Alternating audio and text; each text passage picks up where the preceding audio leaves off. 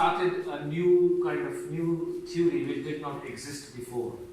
And Einstein became a celebrity with this theory. Everybody was not expecting some spectacular consequences of this theory. The assumptions and the consequences especially are very drastic, and people did not expect. Therefore, it was difficult for the people to initially understand and then comprehend that theory. But with the passage of time, we now know that special theory of relativity is the fundamental theory of the nature, and all other theories have to obey this theory. So far, there is no evidence, even though it is more than 100 years old theory now, but there is no experimental evidence that there is any violation or exception which exists to this theory. So therefore we consider it as a law of nature, and my feeling is that it is a true law of nature, and probably there will be no exception in the future to this theory. So let's start what this theory is, and let's start with the words of the Einstein. What Einstein said about special theory of relativity. At the age of only 26 years, Einstein was able to understand electromagnetism or Maxwell's equations, and also certainly the Newton laws. And he found out that there is inherent contradictions into the theory of Newton mechanics, which he said in his own words that the relativity theory arose from necessity from serious and deep contradictions in the old theory. By the old theory he meant the Newton mechanics, from which there seemed no escape. The strength of the new theory, that is the special theory of relativity, lies in the consistency and simplicity with which it solves all the difficulties. So it's a very elegant theory, and it solves those contradictions which Einstein was able to see. Well, the contradictions other scientists could also see, but the solution Einstein proposed was a novel one, a drastic one, a remarkable one, and that actually solved problems. So let's see where the problem was, or where the contradictions was. So this thing, the speed of light, actually was a thing where many physicists could not understand that why this speed of light has some particular properties. And these were actually the contradictions which Einstein was pointing out. For example, the first contradiction was, I will give you the two contradictions. The first contradiction was about the speed of light. And specifically, Newtonian mechanics says that it is a variable. Because in Newtonian mechanics, there is no upper limit. It puts no upper limit on the speed of light, or it actually does not give you any particular value for the speed of light. It says that it is observer dependent, and speed of light can have any value depending on the motion of the observer and motion of the frame of reference. So it's completely arbitrary. But on the other hand, electromagnetic theory, or EMT, which originated from the Maxwell's equations, says differently. It actually says that actually the speed of light is constant. It is not an arbitrary value, but it's just a constant. And if you want to see it, how is it a constant? Here you can see that the speed of light is defined in terms of the permeability and permittivity. This can be derived easily from the Maxwell's equations. Those who are familiar with the Maxwell's equation can see this, and if you put the values of these two constants here, you get this number, which says clearly that speed of light is constant, independent, this is an important point, independent of the motion of the observer, or the motion of the frame of reference. It is independent of it. In a simple example, I can say that if a light is coming towards you, then you are at the rest. Or light going away from you, or you are going away from you, or you are coming towards the light, the speed of light will not change. So it is independent of the observer, of the motion of the observer. Either the light and observer are coming towards each other, or they are moving away from each other, or one is at the rest, whatever. We will see with the specific examples how all this works. But this electromagnetic theory tells us that it is constant there is a particular value that is 3 into 10 square meters per second. So this was the first contradiction between the Newtonian mechanics and the electromagnetic theory, which was saying that one was saying that it is a variable, can have any value, and the other was saying that it is a constant, it cannot have any value, but this particular value is allowed. And there was another contradiction as well, the second contradiction, and it is also about the speed of light. In this contradiction, if we do the experimental observation, we see that nothing can move faster than the speed of light. Nobody has yet observed any other particle, any other object which can move faster than light. This is an experimental observation. We cannot run away from this because it's an experiment. Many people have done different experiments. This has been exhaustively studied and done experimentally, but so far nobody has ever reported any experiment which has measured that any object can move faster than light, even equal to the light. Even nothing can move equal to the light. For example, in 2012, there was an experiment in Italy called Opera, which erroneously said that neutrino can travel faster than light, but later on it was revealed that it was an experimental error rather than a real phenomenon.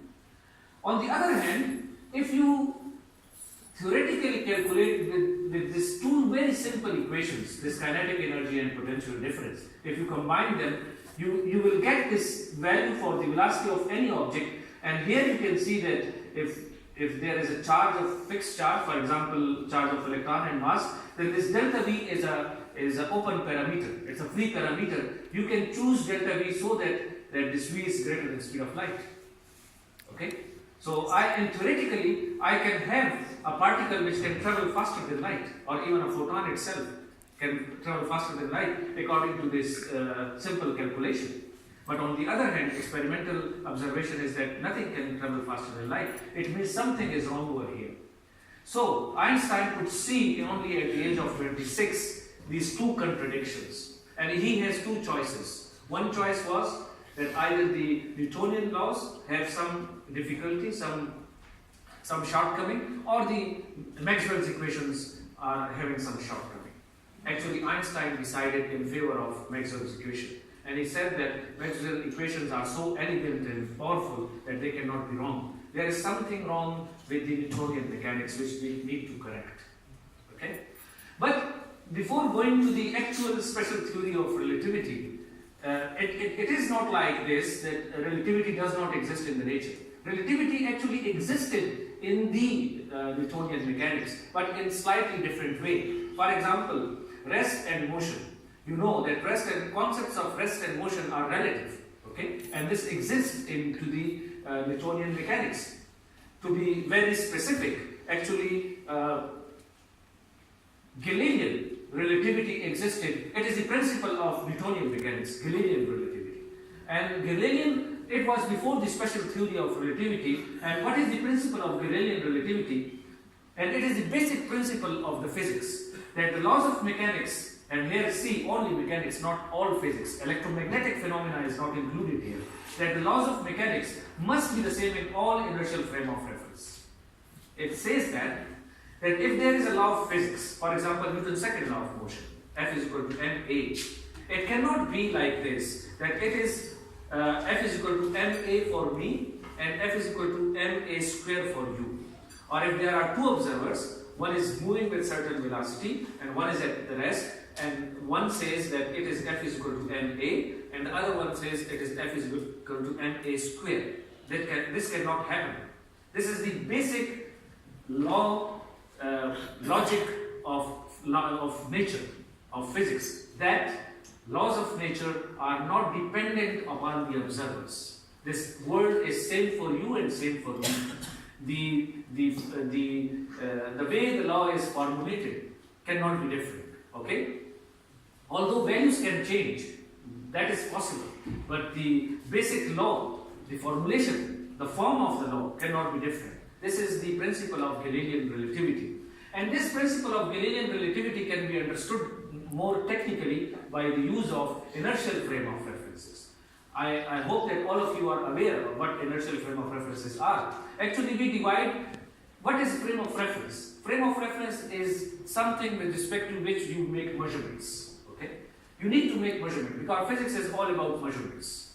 If I cannot measure something, it is not physics. And for this measurement, you need to have a frame of reference or something with respect to which you make a measurement. For example, my distance, where I am located, it is totally relative. I can measure my position with respect to that wall or from respect to that door, and it's completely relative. But to make a measurement of my position, I need to have a reference frame.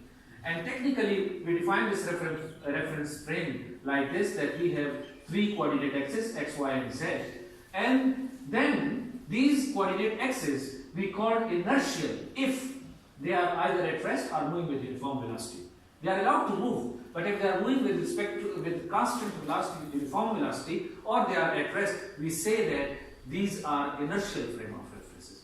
Those frame of references which are moving with a variable velocity, whose velocity is changing, are actually called non-inertial frame of references or accelerated frame of references. This we are not talking about today. It is actually the topic of general relativity when we deal with the accelerated frame of references. But keep in your mind that special theory of relativity or Galilean theory of relativity is only true in inertial frame of references. For those frame of references where either the velocity is zero, that they are at rest, or they are moving with certain constant velocity.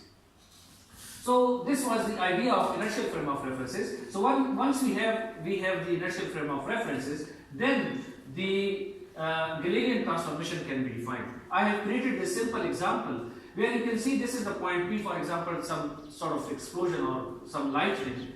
And if we have two frame of references, one you call x and one you call k and other you call k prime. And I have shown only x-axis for the simplicity, otherwise you have the y and z-axis as well. And this is a simple extension to go from one axis to the three axes.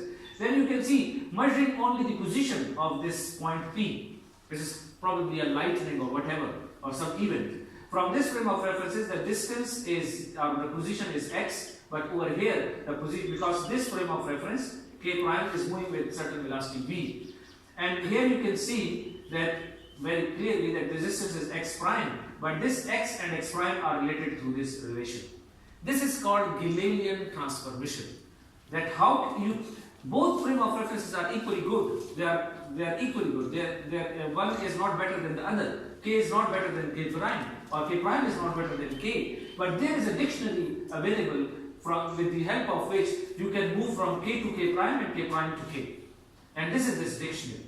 And if you go to the 3 dimensions, here I have listed all this, assuming that we have motion only along x-axis, that my frame of reference is moving only along x-axis. For example, I could be a frame of reference, or there could be a frame of reference associated with myself, and now I am moving only along the x-axis or only along the horizontal axis, and then all other motion is zero. Therefore, we say that the x component is changing like this. Now the primes are shifted, that's why I have a plus sign, and then y and y prime, z, z prime, t, t prime. But this thing which you can see over here is a very interesting statement, actually a troublesome statement.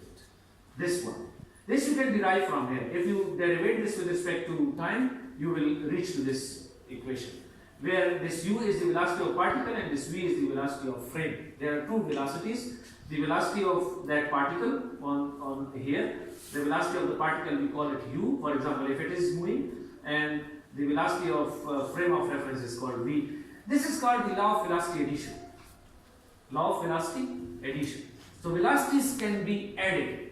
The frame of reference velocity can be added to the velocity of the particle. Like for example, if I am at the rest, I am someone who has a frame of reference with me, and some particle is coming towards me.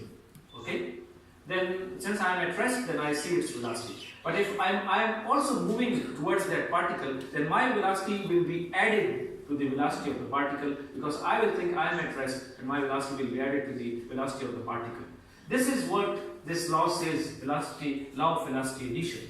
And if to make it specific, you can look at this simple illustration where you see this is a batter who bats and hits the ball with 30 meters per second, and this catcher is outfielder is running towards it with a 10 meters per second. But according to Galilean transformation, we can add this 30 plus 40 and total velocity will be 40 meters per second. Is this law of velocity addition also applicable to the light? Is it so? Because here you see, this velocity of a ball is 30 meters per second with respect to this observer. But with respect to this observer, it is 40 meters per second. Because the velocity of this observer is added into it with the help of this law. It is allowed, Galilean transformation. But is it true for light as well? Let's have another illustration. In this illustration, if you look at over here, and if you want to apply the law of velocity addition, then you see that there is an astronaut who is flashing the light, and as we know from electromagnetic theory and from the experiment, that the value is 3 into 10 to the power 8 meters per second. And let's see, there is another astronaut which is moving towards this light with this speed, 1 into 10 to the power 8 meters per second. Then according to Galilean transformation, the total velocity would be this, which is greater than the velocity of light, and which is never observed, because this is not allowed. Experimentally, as we have seen in the first contradiction, although the theory is allowing it, the law of velocity addition, the Galilean law of velocity addition is allowing the speed which is greater than light, speed of light. This is greater than the speed of light. But this is experimentally never observed. So there must be something wrong with the law of velocity addition. And now here comes the solution. Einstein was thinking about it. Actually, there is another very elegant thought experiment about the magnetic field, relativity of magnetic and electric fields, which I am not discussing over here, but the Einstein motivation and Einstein starting point was actually making electromagnetism relative, or making electric field and magnetic field relative. That's a very interesting thing. But at the moment, I just wanted to tell you that rather than going directly into the postulates of special theory of relativity, you can see these contradictions for yourself. And this is more about the speed of light. That speed of light is constant, independent of the observer. Either you are moving towards it or away, the speed you are measuring will not change. This is something which was very unusual. For example, for those particles which are moving with a smaller velocity, for example, that cricket ball, you could see that the velocity is changing. It is a variable, and the velocity of frame of reference was added into the velocity of ball, and velocity was different for different observers. But when you come to the light, it does not depend upon the observer. Motion of the observer is not affecting the light which you measure. For example, if this light is coming towards me and I am standing here and I am measuring it as 3 into 10 to the power 8 meters per second. If I am moving towards it, still it's 3 into 10 to the power 8 meters per second. If this is moving away, this source is moving away from me, still this is 3 into 10 to the power 8 meters per second. So how is it possible that the speed of light is constant? So Einstein's solution was, let's make it a basic principle. Let's make a problem a solution. Let's call it a solution. That nature is something which tells us that speed of light is constant. And he actually postulated and said that, that there are actually two basic principles for the special theory of relativity. The first one is principle of relativity, but the second one, this I discuss later with. Now the consistency of the speed of light. That observers in all inertial systems measure the same value for the speed of light and vacuum. So he made it a postulate, the basic fundamental principle of the theory, that speed of light has a special status in the nature. Speed of light, nothing else, nothing different has this status which speed of light has. And this is, its value is constant, independent of the observer. And the price you pay for it, the price Einstein paid for making it a constant, was to throw away the notions of space and time. Before that we said that space and time are two different things and they are relative. Space and time, the intervals of space and time are relative. For example, the space and time are relative, intervals are not relative. But we had to throw away the relativity of space, the absoluteness of the space and time, and we have to make them relative. And this was the price we had to pay. If you want to make speed of light constant, then space and time are no more absolute. They are relative, and we will see the consequences. But the first principle was certainly the extension or generalization of the Galilean relativity. Galilean relativity only talked about mechanics, but now Einstein said not only mechanics, also electromagnetism. At that time, these were the two major theories known, the electromagnetism and Newtonian mechanics. And Einstein generalized the Galilean theory of relativity and said not only the laws of mechanics, but all laws of physics, including, for example, Gauss's law, Ampere's law, and other laws of Maxwell's equations, all Maxwell's equations, they are same in all inertial systems. There is no way to detect absolute motion and no preferred inertial system exists. No special frame of reference exists. So these are the two postulates of Einstein's special theory of relativity. As I told you before, that Einstein was trying to make electromagnetism relative. And he said that electromagnetism is relative in the same way as the Newtonian mechanics is relative. Okay?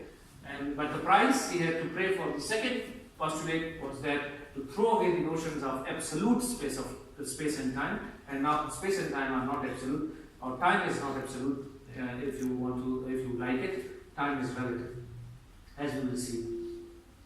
Okay. So, as in the case of Galilean transformation, you have seen these transformations. So Einstein had to modify them, and fortunately enough, there was another scientist, actually mathematician, who already done this work. This is not the work of Einstein. This is the work of Lorentz, and that's why we call it Lorentz transformation. So there is a story behind it that Lorentz actually, for fictitious time, already mathematically calculated or derived these equations, which we call Lorentz transformation. So stage was ready for Einstein to use these transformations, which we call Lorentz transformation. These are very interesting transformations. Let's try to have a brief look on them and try to understand what is happening here. If you look at the first equation, now the x prime is equal to not only x but also the time. So time is mixing up with the space. Here there is no motion, so you see the absolute. And in this equation you see the time is mixing up with the space. So the absolute notions of space and time, the separate notion, that there is a space, three-dimensional space in which we live, and time is a parameter which is passing by, is thrown away, it's dead. Now there is a four-dimensional combined interwoven space and time. They are mixed. Lorentz transformation actually mixes the time and space together. That's why we say now we are moving in the four-dimensional space-time, and time is as good coordinate as space is. So all four coordinates, including time, shall be treated equally, on equal footing. So these Lorentz transformations dictate this, and these were readily available for Einstein to use them and calculate different properties of relativity or different consequences of relativity. So these are some important consequences of having these two postulates, and some of them are very interesting. For example, the first one, relativity of simultaneity. Two events that are simultaneous in K prime may not be simultaneous in K. For example, if two events are occurring, I will give you a specific example. If two events are occurring at the same time, for me, may not be in the same order for you or somebody who is moving with a velocity. For example, there is an explosion and then I see it. There may be a frame of reference where they see first the explosion and explosion occurs after that. So order, this simultaneity, that two events occur at the same time, is not absolute. It's relative. It depends upon the observer, how you see the order. What is happening first and what is happening afterwards is totally a relative phenomenon. Something which is happening for you first may be happening for me second. I will show you this with an example. The second was time dilation, the most popular one. That time dilates. These clocks, this clock is not running anyway, but clocks are running with a different rates for different observers. Actually, time dilates sometimes, which means clocks are taking slow. I will also give you the specific example of it, but this got very popular. And there is also length contraction. For some observers, the length may contract. And these two are connected to each other. This time dilation and length contraction. As you will see if you go into the details, if in one frame of reference time dilates, then length does not get contracted into the same frame of reference. Actually, length gets contracted into the other frame of reference where you make a transformation. I will show you an example of it as well. And this the celebrity equation E is equal to mc square. Probably it's not really coming from special relativity, but I mean here the change of mass actually may come from the relativity. That in mass and energy are interchangeable. You can change energy into mass and mass into energy. They are equal. I would say it's not really the consequence, but if you think that mass is not constant, it's a variable. If you go to the different frame of reference, you might have a different mass. Or if you apply a force on the mass, then the mass is increased. So these are some consequences, famous one and interesting one. Let's go one by one into each of them. For example, let's go to the relativity of simultaneity. In this simple example, you can see two observers. One is sitting on the train and other is sitting on the standing on the ground. And there is a lightning, the phenomena occurs, and there are two lightnings, and one strikes at the rear end and other strikes at the front end of this train. And what you see that how these two observers will see these two phenomena occurring at A and B. So this is the ground one, earth one, and the one who is sitting in the train. So at t is equal to 0, lightning strikes straight at ground A and B. Observers at the earth, lightning see event E and B as simultaneous. But what about, it sees it simultaneous. But what about that observer? Observer OT says even B occurs before, even AT due to motion of train. But this one says that this occurs before this one. How is it possible? We can calculate it. So you see the simultaneity, the events are simultaneous, it is relative. For this observer, this is simultaneous. For this observer, this happens first and this happens afterwards. And this you can see, I haven't shown the calculation, but this you can see also from calculations. But you can see that this train is moving, so this striking will happen first for it and later for that one. The second one is the relativity of time. Time is relative. Imagine that there is a kind of clock, cart made of cart, and there is an observer sitting on that cart, and there is another observer standing outside the same observers, and this cart is moving. Now imagine that this clock is measuring the time with the phenomena like a laser light or some kind of light initiates from here and goes upward, and from these reflecting mirrors it comes back, and when it reaches back and hits here, this is called, let's say, 1 second, for example, one interval of time. If you measure this interval of time in this frame of reference, which is static with respect to this frame of reference, you will get this formula. But if this one is seeing this cart is moving as well, so distance changing, and if you calculate it with a specific example, then this is the relationship, and you have to correct. This is the Lorentz transformation. You have to correct with this, and specifically in this example, you can see that if I put delta t naught equal to 4 seconds, and delta t, imagine that there are two spaceships A and B, and some woman is walking across this with a time point hc, and this point hc is this spaceship is moving, and you see if you calculate the difference, you see that the delta t is 6.67 seconds and delta t naught was 4 seconds. So time is dilated. So there are two times. If you are interested, then you can calculate these examples particularly, but you see that two observers are not measuring the same time interval. The time interval for one is 4 seconds in these spaceships. One of the spaceships is moving with this is the relative velocity actually. The relative velocity of two, one is moving with a very high velocity, the relative velocity is very high, and the one is observing one time and another was observing slightly more time. The time is actually, this is called dilation, the time is actually dilated. And this is one of the consequences, a famous consequence of the Einstein special theory of relativity. And another famous thing was the twin paradox. I think you might have heard about the twin paradox, and how twin paradox works.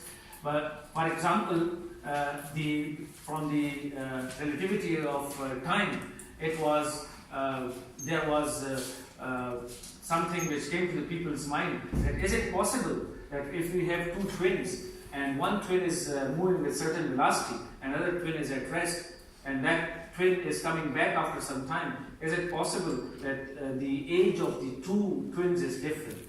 Yes, it is possible, and it happens like this. For example, but this is not a twin paradox. What is a twin paradox? This is confirmed that they will have a different age. It is even experimentally observed. The paradox is this. Paradox is something which is apparently, seemingly is incorrect, but actually is correct. So this is a twin paradox. If we have two twins of same age, okay? For example, one of them decides to go to the galaxy X very far away, and he starts traveling, one of them, and it goes away, but after some time he or she gets sick, homesick, and wants to come back. And for example, after a very long time, he comes back and see his brother on the earth. So which one will be older? Which brother will be older? The one who was at the earth, standing at the earth, was at rest at the earth, or the another brother which went on this space journey? So, yes, which one? Sorry? On the earth. No.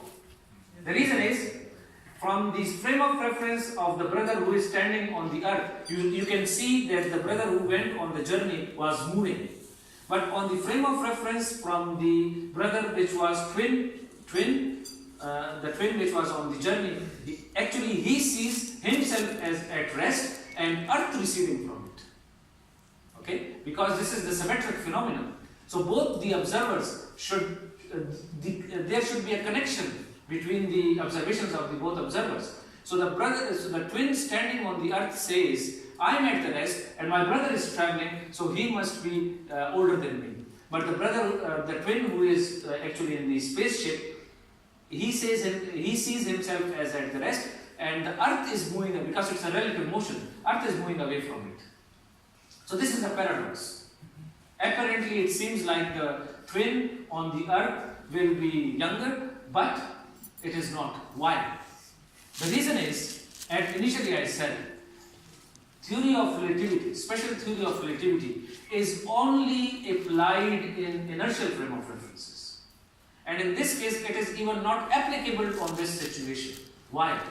Because the twin who is traveling in the spaceship to the faraway galaxy is not actually inertial frame of reference, because it takes him to accelerate from zero velocity to accelerate to certain velocity, so there is an acceleration. Even if you ignore this, when it returns back, for example, it went to the galaxy X and returns back and comes back, there is a change of direction, and change of direction is also acceleration. So there is an acceleration in it. So the spaceship is not an inertial frame of reference.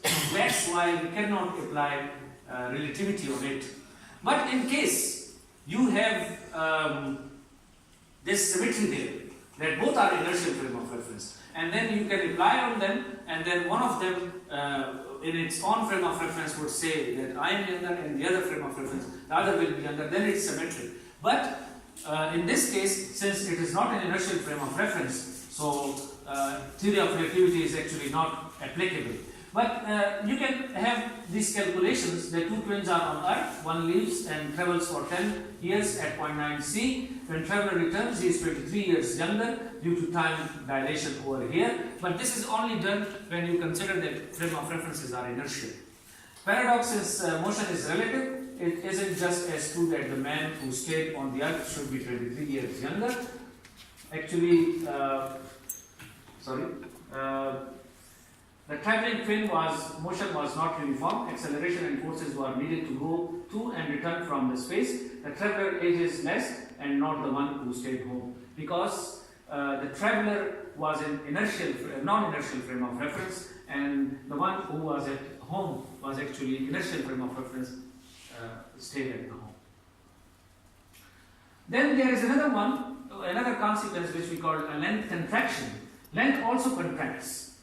And with this Lorentz transformation, where L0 is a proper length, proper length where the observer is, and this is the Lorentz vector, and this length contracts with this. You can see from over here, if this is the L and this is the L naught, and if this spaceship is moving with a certain velocity, then two observers will observe different lengths. And this is the formula and specific example where we see that if this is 1 meter, and for 1 meter in this frame of reference, but this spaceship is traveling with certain high velocity comparable to the velocity of light, and if you calculate the L with respect to this formula, the calculation you can see over here, the length is 43.6 centimeters, so the length is contracted. So length is actually valid.